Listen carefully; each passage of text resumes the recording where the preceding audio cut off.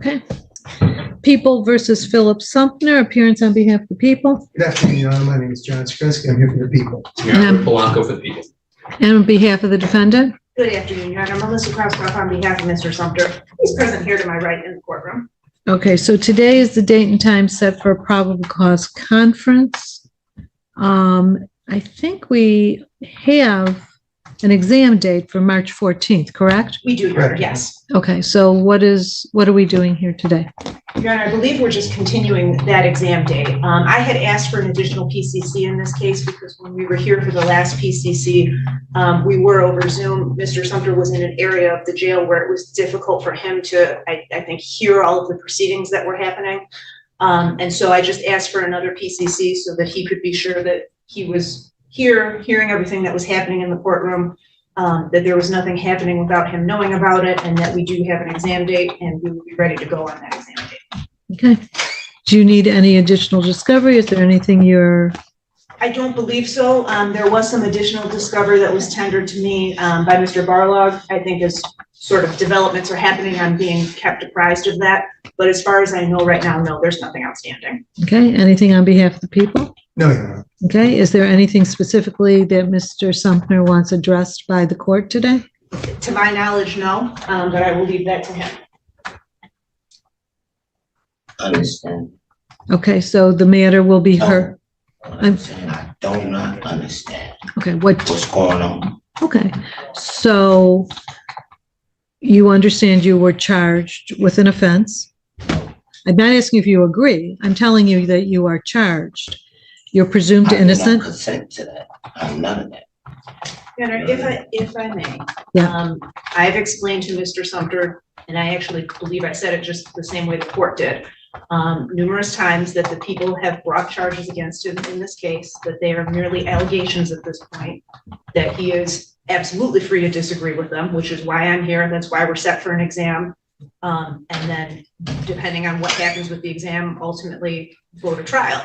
I understand that he is upset about having been charged and that he vehemently disagrees with the charges against him.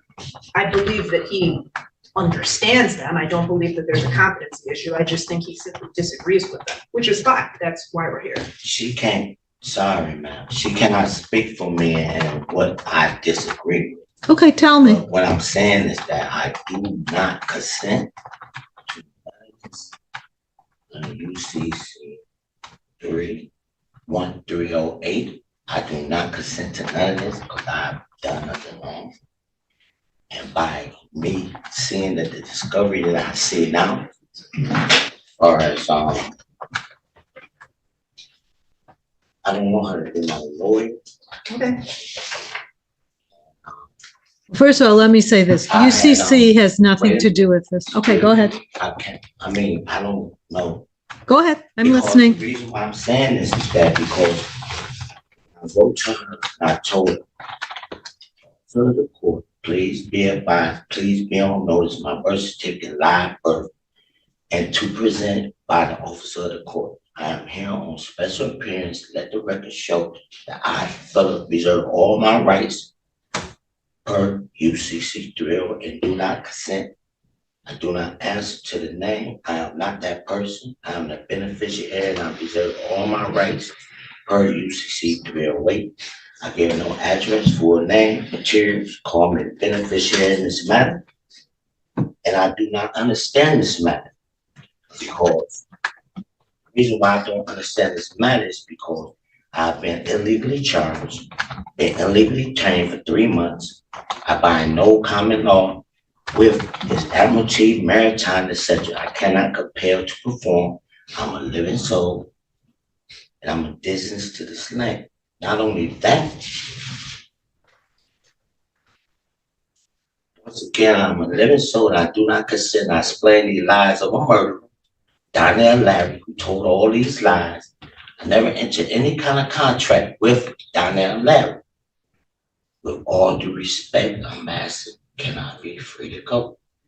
If you say I'm not free to go, I submit my birth certificate, who I am. I'm not none of these people. You put my name as this, put my name as that. And I'm asking that all these charges against me be dismissed. Well, that's Or what I'm my, not charging, this is fraud. I've seen it, as I read all these statements against me. Here's my live birth, I am a living soul. Cannot charge me as a living soul in this courtroom. Not only that, please, no disrespect to the court or nothing. I've seen the partial of the discovery. Half page is missing. All of that. You put me in the gangster disciples, all this other stuff. This is not me. So I do have a problem. I do not consent to none of this. I don't. so in a criminal charge, it's not whether you consent or not, it's whether the people charge. And if you are correct that you did nothing wrong, that is why I am holding a hearing on March 15th. I suspect that you are suggesting that you are a sovereign citizen and not subject to the jurisdiction of this court, and I will respectfully disagree with you because you have indicated that you are registered and have registered yourself under the UCC, which is a federal law.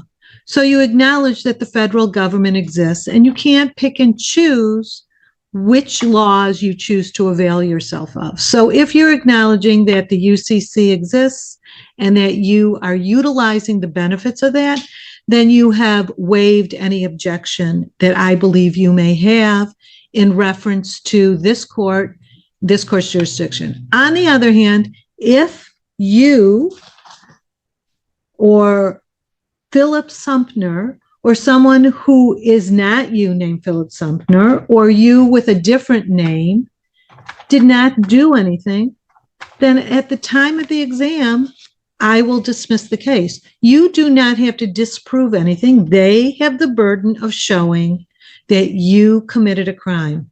If they can't show it because you're saying it's not you and you didn't do anything, then I will dismiss the case. I don't know anything beyond that. So I'm advising you again that we will be back here on March 14th for the preliminary exam, where the prosecution has to show that you, whoever you may be, committed an offense. I don't have to have it beyond a reasonable doubt. Their burden is showing that it is more likely than not that you committed this offense, but there is enough evidence to send this matter to circuit court for trial. So this is the opportunity you're asking for. If they made a mistake, they're not going to get to take you to trial. So that's what we're doing on the 14th, to see if they can prove who they think, or if they can prove that you did what they think you did. If that's not true, I will dismiss the case. In reference to your attorney, that's a separate matter. You need to write a letter to the court and advise me that there's an issue, and then I have to go through circuit court. But I don't have the right to appoint an attorney for you because this is a felony case. But I can advise, I am only, the court-appointed attorney comes out of circuit court. I don't understand. Okay. You're charged with a felony. Ma'am, Yeah. I do not understand. Okay. I'm telling you, if you want a new attorney, you have to write me a letter. Who has to write it? I You. don't The understand. court, you need to write the court a letter. You need to write Judge Apple a letter. I don't understand. Okay, then I guess you won't accomplish what you want if you choose not to understand.